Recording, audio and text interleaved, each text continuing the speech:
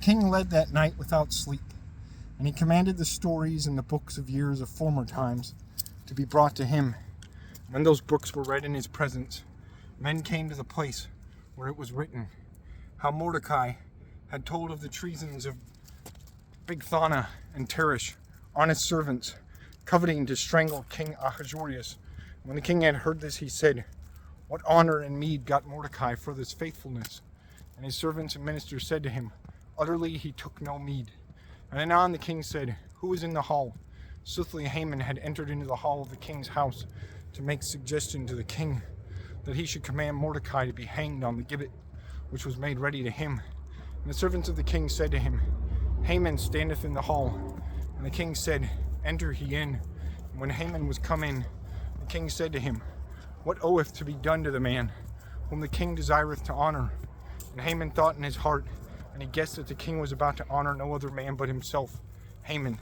And he answered, "The man whom the king coveteth to honor, and he oweth to be clothed in the king's clothes, and to be set on the horse which is of the king's saddle, and to take the king's diadem, that is crown, upon his head.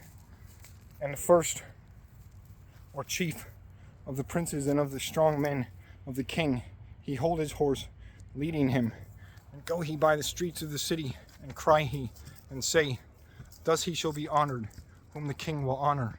And when the king said to Haman, "Haste thou thee, and when the king's clothing and his horse is taken to thee, do thou, as thou hast spoken to Mordecai, the Jew, that sitteth before the gates of the palace, and be thou ware that thou leave not out or undone anything of these which thou hast now spoken."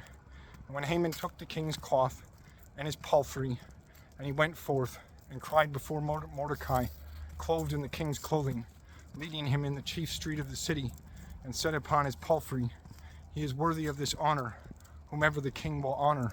And after this Mordecai turned again to the gate of the palace, and Haman hasted to go into his house, mourning, and with his head covered.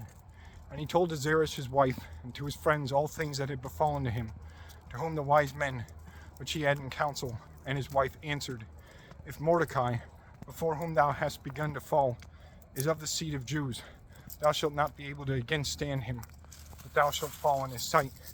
Yet while they spake these things, the honest servants and chaste of the king came after Haman, and they compelled him to go anon to the feast which the queen had made ready.